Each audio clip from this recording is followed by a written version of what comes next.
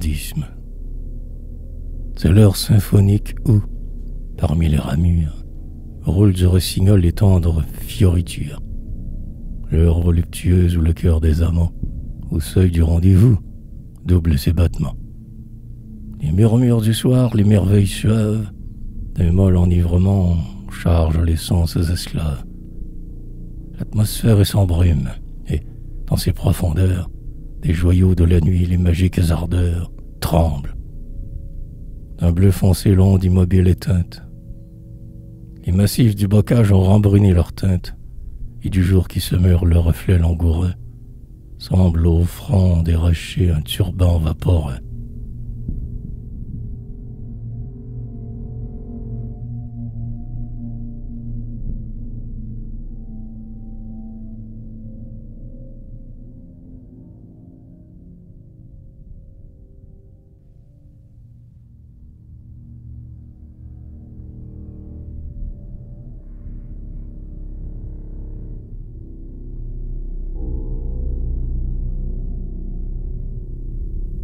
Assis dans les rameaux d'un chêne opaque et moite, au bord d'un vivier pur dont la nappe est miroite, je savoure à loisir les sourdes voluptés que la nature envoie à mes nerfs enchantés. Les émanations des feuilles et des tiges m'enveloppent le corps d'un réseau de vertiges. Mon œil ensorcelé se baigne avec amour dans la moire lunaire au floconneux contour. Mon cœur se gonfle, s'ouvre et darde son cratère. Mille pensées confus, phosphorescents mystères. Comme un punch allumé dresse au haut de son bol, ses flammes d'azur l'éparpillement folle. Mais voici qu'à travers la pompe du silence, comme pour mieux bercer ma vague somnolence, de la tour qui surplombe au mur du parc voisin, jaillit l'arpègement d'un mâle clavecin. Grâce aux brises du soir qui, dans leur fantaisie, ont du boudoir obscur ouvert la jalousie, les notes, les accords, mélodieux follets, à mon oreille émue arrive bien complet.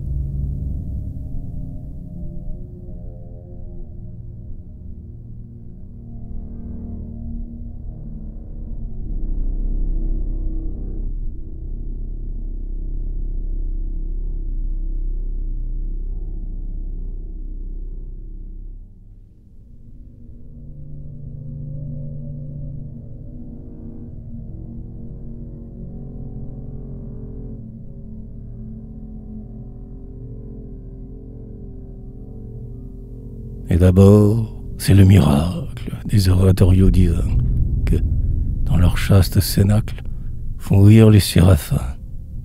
Puis, c'est la preste cadence d'un double aviron qui danse sur un lac sonore et frais. C'est la rumeur monotone d'une rafale d'automne découronnant les forêts. C'est le déchirement d'un rideau de nuages où la livide main du gnome des orages dessine avec la foudre un delta sulfureux. C'est le roulement sourd des lointaines cascades qui s'en vont envahir, après 1000 saccades, un précipice ténébreux. C'est le choc de deux armées, aux prises dans les vallons, qui, les chairs bien entamées, pourpre de sang les sillons. Entendez-vous les cymbales, le rire strident des balles, le rude bond du coursier, le but qui fouille la terre, et les coups de cimetière parmi les bustes d'acier. C'est le sanglot d'amour, le doigt râle qui tombe, de l'arbre où, pour aimer, se blottit la colombe. C'est la voix de cristal du champêtre clocher. C'est l'incantation vague, joyeuse et douce, des nains du pays, verts dégarnissant de mousse, les interstices des rochers.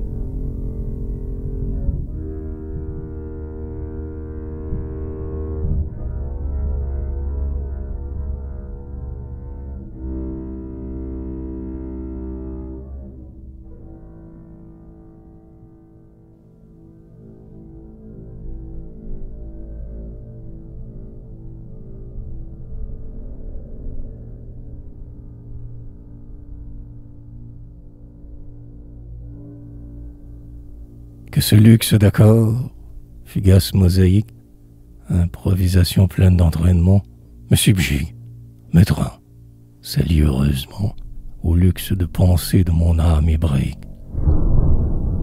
Mon être intérieur me semble en ce moment une île orientale au palais magnifique, où deux grands magiciens, athlètes pacifiques, font, sous l'œil d'une fée, assaut d'enchantement.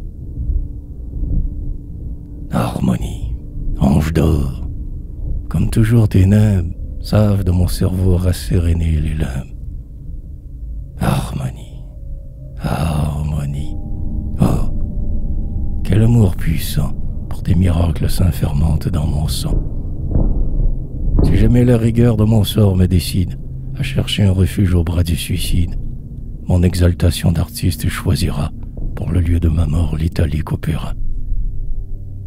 Je m'enfermerai seul dans une loge à grille, et quand les violons, les hautbois, les stries, au grand contentement de mains dilettantes, accompagneront l'air du basso cantante, l'œil levé hardiment vers l'air sonore voûte, d'un sublime opium j'avalerai sans goutte.